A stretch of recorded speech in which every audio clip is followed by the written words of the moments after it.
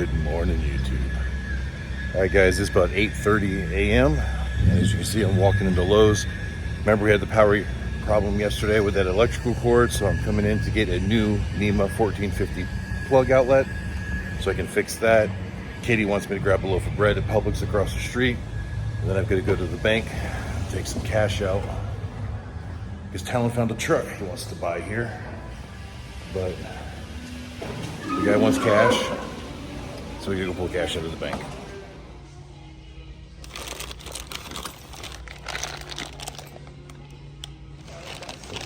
Oh, you're gonna do it? Okay.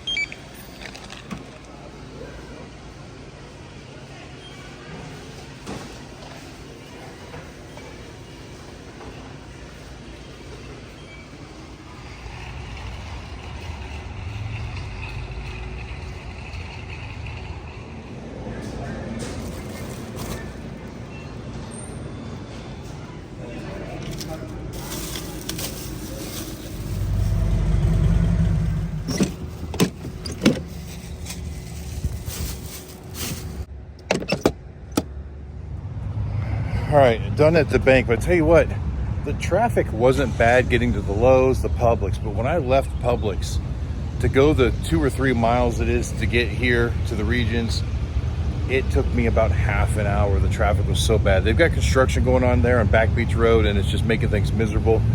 And I don't know if I mentioned, but there's also an air show in town this weekend, so I don't know if we're gonna be able to see any of that from Frank Brown Park, but I think they'll be doing it right here over top of the beach. But that adds to the traffic as well because there's multiple events going on.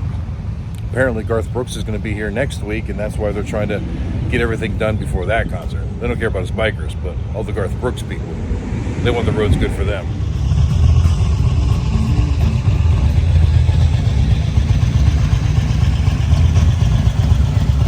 All right, guys, I got back over to Frank Brown Park. It looks like the guys have got 2 bikes up on the lifts and 1 in line, so at least we got some business in this morning.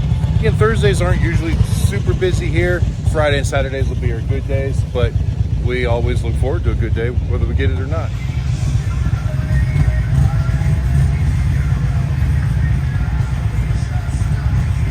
All right, while the guys are getting caught up on bikes, I'm gonna try to get this cord fixed. So here's what my testing showed yesterday. All right, so you can see where the neutral terminal here is a little bit discolored, like it was overheated. If those of you that don't know a lot about electricity, this is a NEMA 1450, so it's designed for a 50 amp split phase. So you can do 120 or 240. Now, all your plugs, but you can see that this black line goes to this terminal, the red line goes to this terminal, the green line, which is the ground, goes to here, and then the neutral ties in here, and it connects underneath all this to this terminal here. When I was testing yesterday, line 1 to ground, I had 124 volts. Line 2 to ground, I had 124 volts. Line 1 to line 2, I had 246 volts. So all that was good. But when I went line 1 to neutral, I only had 85 volts.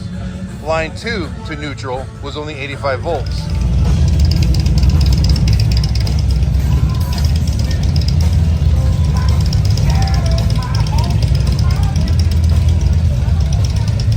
And checking from line to neutral, I should have had the full 120 volts or 124 or whatever, and I didn't. But when I went to the actual terminal lugs where the wires were connected, everything was good.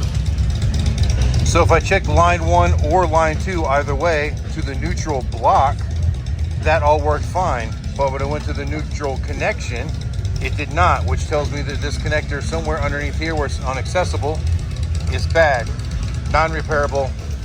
That's why we're gonna put a new one on. And even from the neutral wire in this plug, at the terminal where the wire connects to the plug housing, all the way to the other end of the 50-foot run, I only had like 1.3 amps of resistance over 50 feet, which is actually really good. So I know that there's no problem in the rest of the cord. It was all in this plug housing. So in removing the plug, I decided to just go ahead and cut these wires. We're gonna start with fresh wire, and I'll strip back a little bit for the new plug. I don't even have to mess with unscrewing these. You just all go in the trash. That way if there's any corrosion from these exposed ends anywhere that start working its way up, I can get past that and get really good connections on the new one.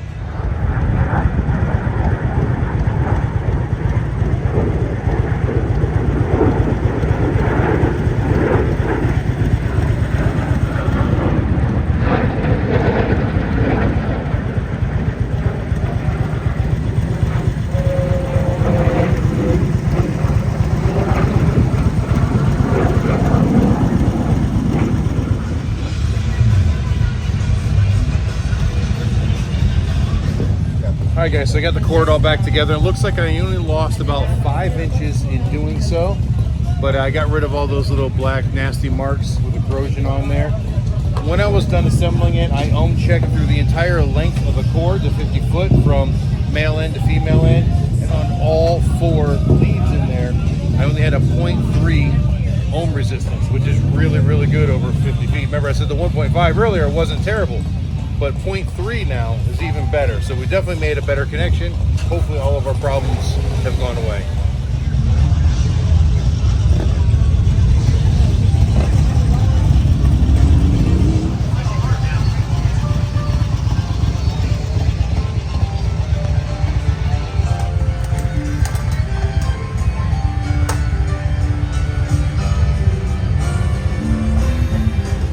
All right, so I've got the new cord in place and everything seems to be working fine. Now we can get back to business.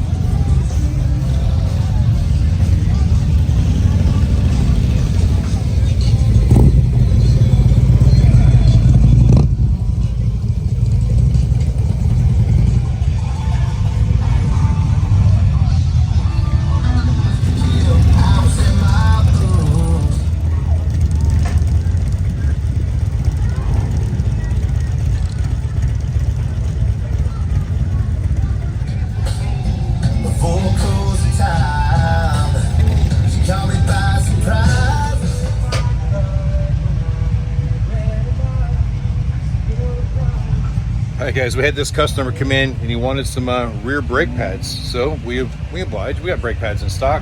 So we get the bike on the lift and Talon pulls the caliper apart and we get the brake pads.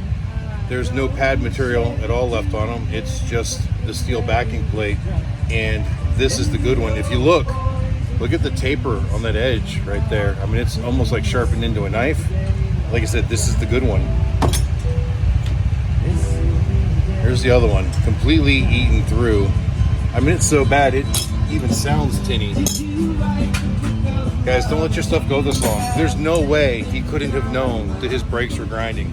I'm actually really surprised they didn't trash the rotor any worse than he did. I mean, there's some grooves in it, and I'm going to recommend that he replaces it. We don't have them here. But I can't believe it didn't completely destroy it. Just crazy. Some people ride around with this unsafe stuff.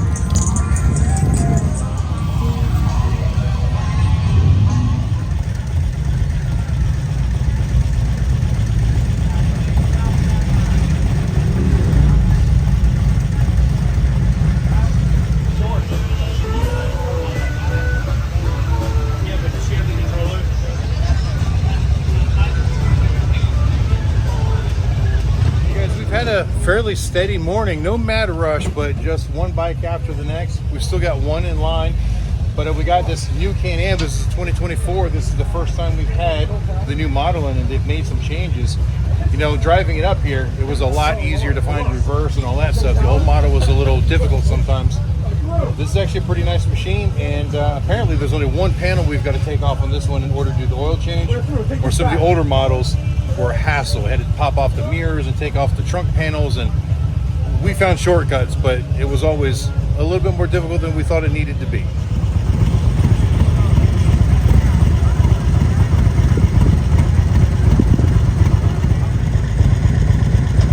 There, for the ladies, or you guys that don't like me filming the girls.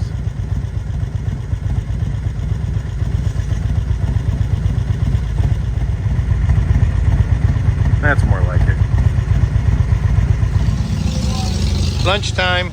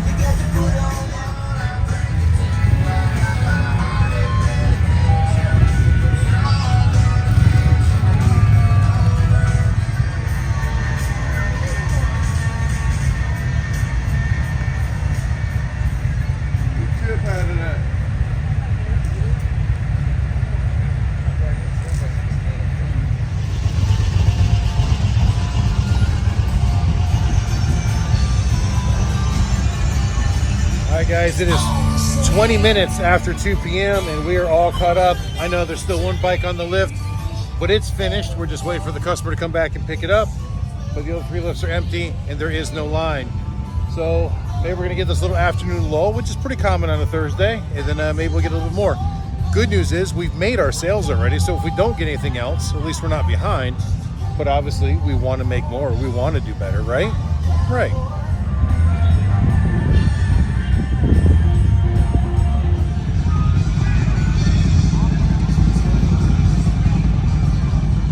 There's definitely not as many bikes here as there was earlier. I mean, there's still quite a few, but it's definitely thinning out. Tell you what, guys, it's hot today too. This sun is just brutal. got a little bit of a breeze, but when you're up there under the tent, like backed in against Goliath, it's so hot. You gotta have fans on us to be comfortable.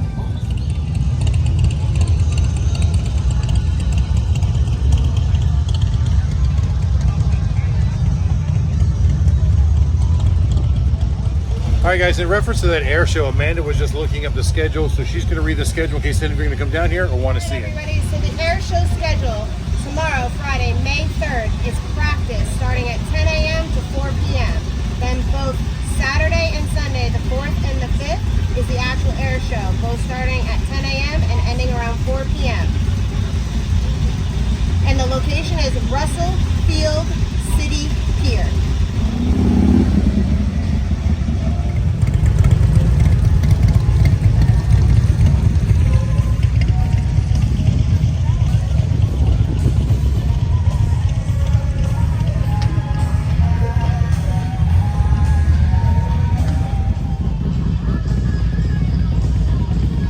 And since business slowed down enough, we'll try this walkabout thing again so you guys can see more of the vendors that are here. I mean, a lot of the typical ones are here. There's some of these smaller vendors that I don't even know, but that way, in case you guys are interested in what's out here, or you planning on coming this weekend, you've got the opportunity to know what's here.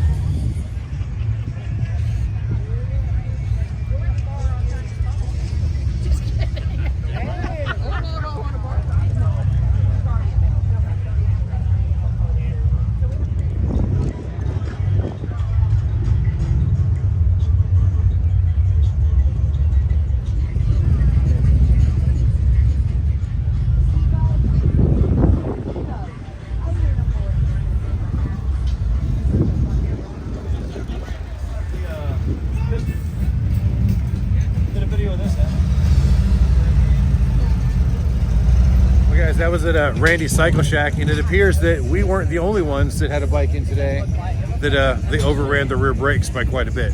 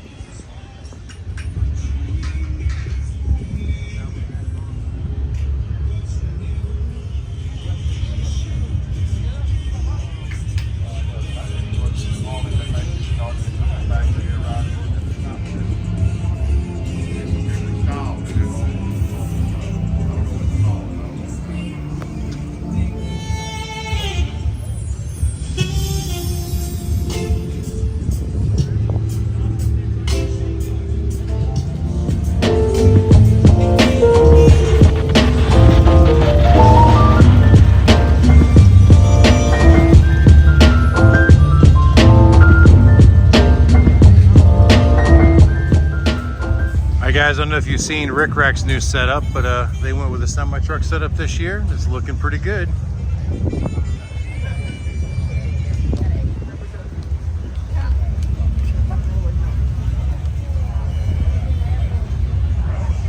Pretty good. How about you? Doing good. Good. You have a good winter? Yeah, I think so. You want the big ones or the little ones?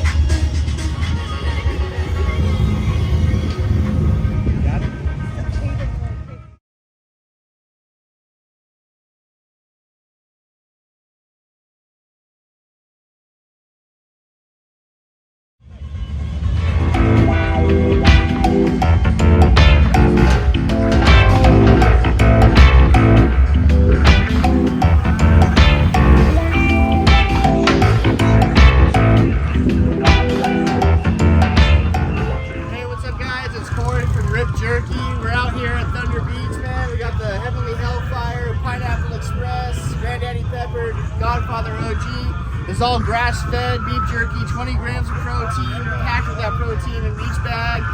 No nitrates, no MSG, just really good jerky.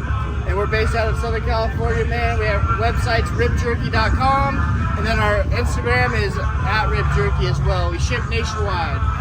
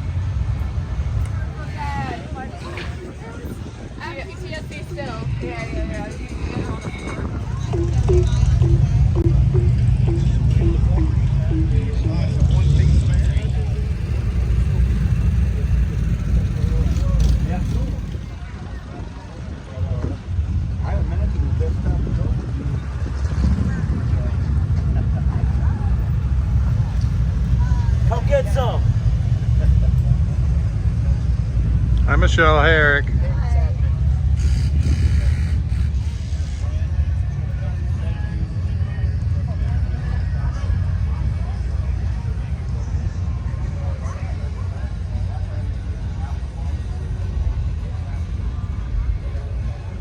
I never got anything when they died, so I figured I'd get that. Once the Kite bras still aren't working yet? I'm trying to. Actually, just got done with another one. Back in rotation. Cool.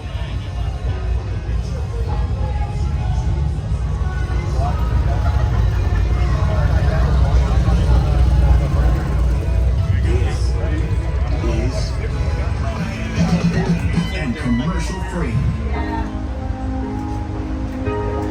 Well, it'd be a good honor. That's when once you start KC, there's time to check.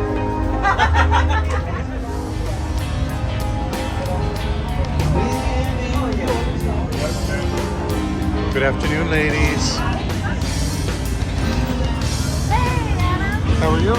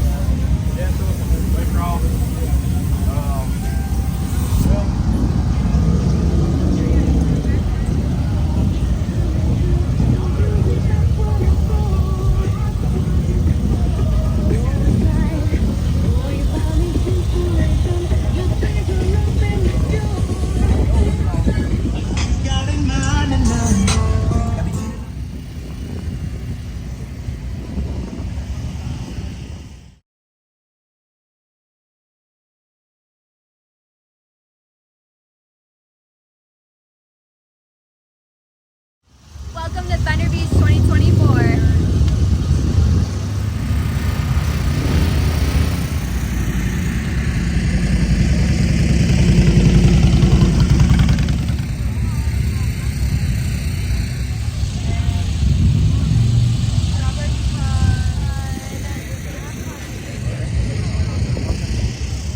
I think I haven't tried it yet. Not this one.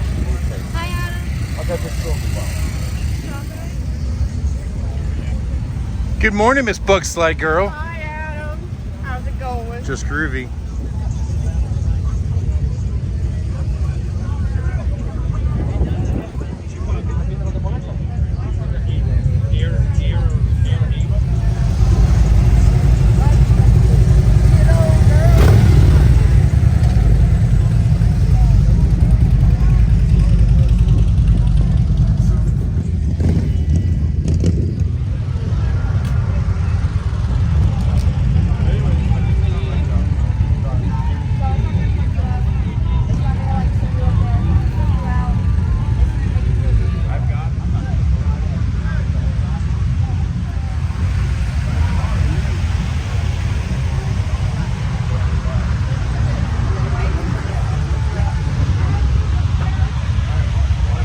No.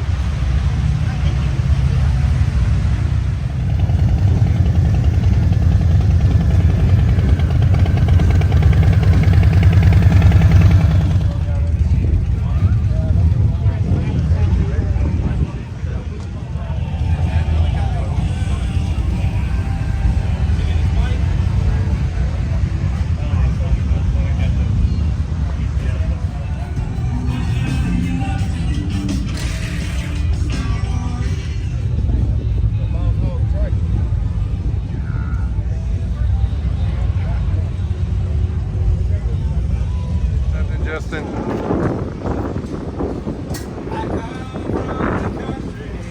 How you doing, Dennis? It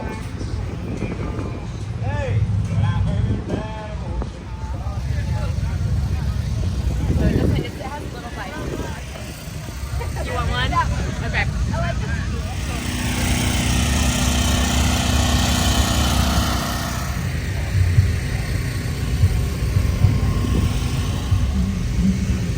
All right, guys, and here we are once again at the world famous Dan Kite booth. World famous. World famous. Come by and see us. He's legendary. Right here in Franklin Park, the one and only.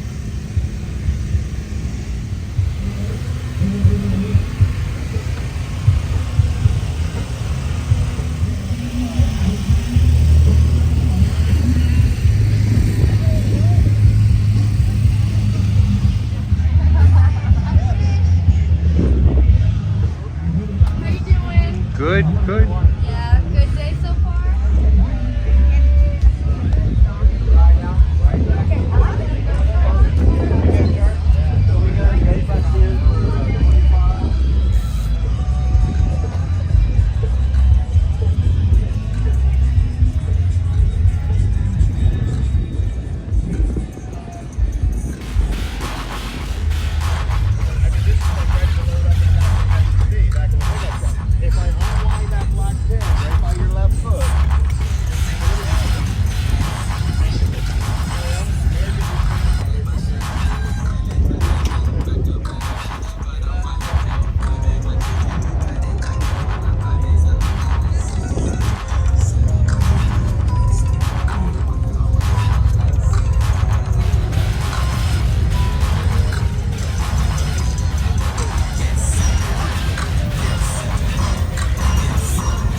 everybody what's your favorite fruit.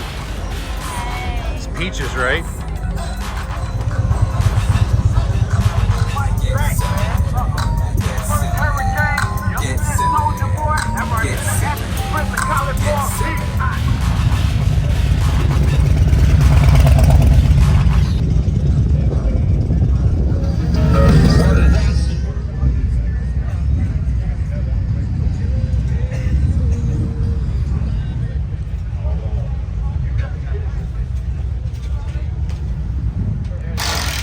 We're gonna give you a set of those seat pins just so you can have them for next time. I'm gonna take it off of this one.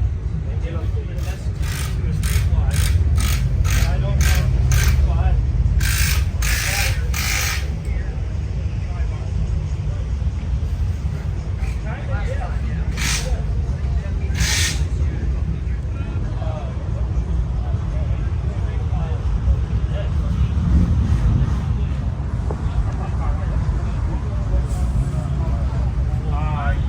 Yeah, we try to coach this because my pops was a little happy. And, yeah, I don't want to throw it. Yeah, I'm thinking it's wrong. Yeah, that's what I'm gonna do. I would just go run.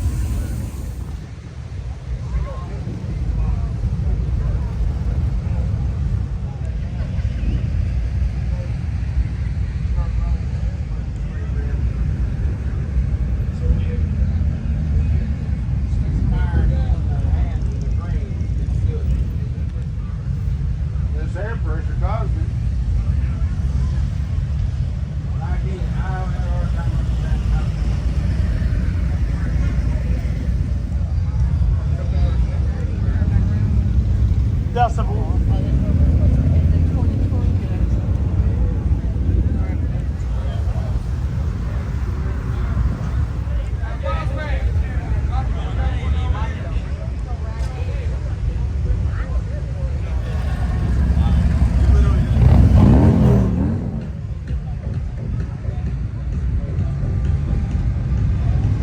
Morning, Nicole. Afternoon, whatever it is.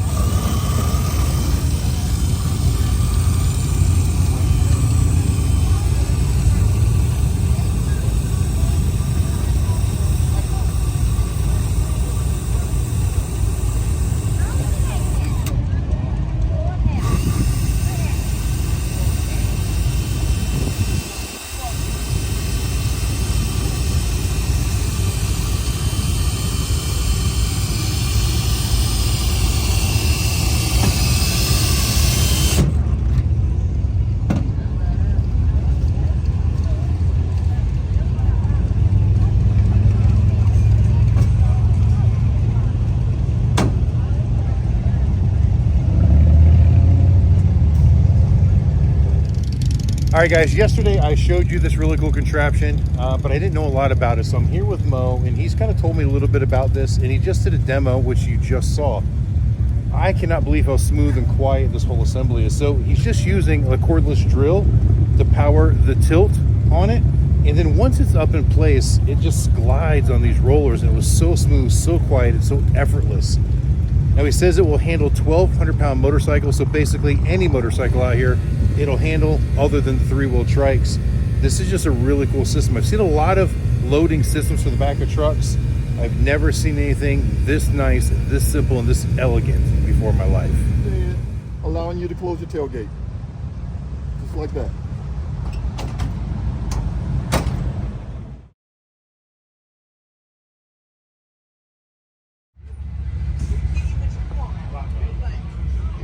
All right, guys, it's about 6 p.m., so we've shut the motorcycle off. We brought Talon's truck in. Yeah, the truck that we just bought a couple hours ago that I went to the bank earlier to get the money. It needs a brake caliper, so Talon's pulled the brake caliper off. He's gonna run to the store, get a brake caliper. We're gonna put it on real quick. And then we're gonna hang out for a little bit longer and see whether we're gonna stay open or if we're gonna close.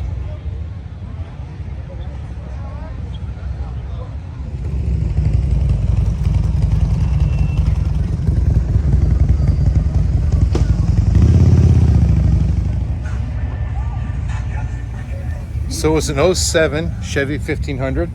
It's got a FabTech lift kit on it and these somewhat atrocious wheels. They probably won't look bad when they're clean. The truck is absolutely filthy. The guy didn't clean it, didn't take care of it very well, but we only paid $3,000 for the truck, which is a really good deal for a good running truck. About 260,000 miles, but it runs good. And it needed a brake caliper, so he'd already replaced one but didn't replace the other. It needs tires pretty bad, so that's one of the reasons we talked him down on price, because we're gonna have to put tires on it before Talon can head to back to Northport with it. It's like a 6-7 hour drive, so I didn't want him going on these tires, so we're gonna get that taken care of and make it drivable. But he's gonna have a pretty good truck, hopefully, that was relatively affordable. And then you would buy your primary piece, you're buying the mileage, no matter what it sounds like, your truck, or I would skip or you have.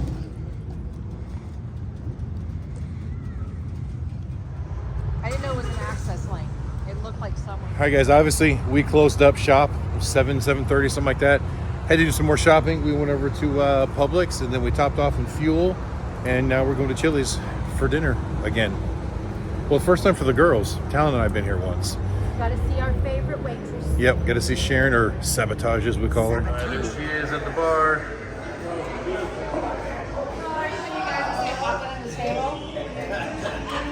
See you guys later.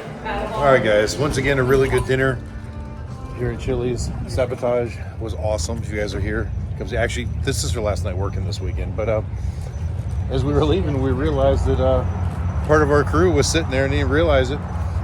More vendors from one of the other lots, and Harry, Andre and Harry, our Amsoil dealer friends, they were sitting there behind us the whole time, and I didn't even realize it. Even if that wasn't easy, the heads of the people.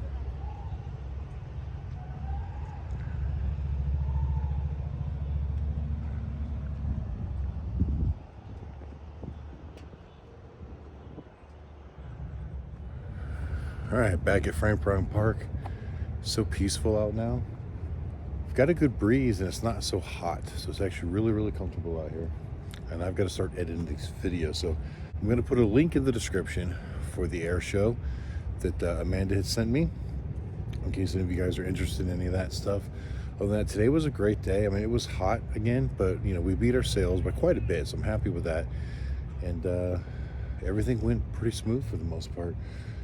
We got a good walk around, so you guys can see most of the other vendors that are here. We got some beautiful motorcycles, some beautiful women, and some good times. So I hope you guys all enjoyed this video, and until the next time I see you, keep those engines running.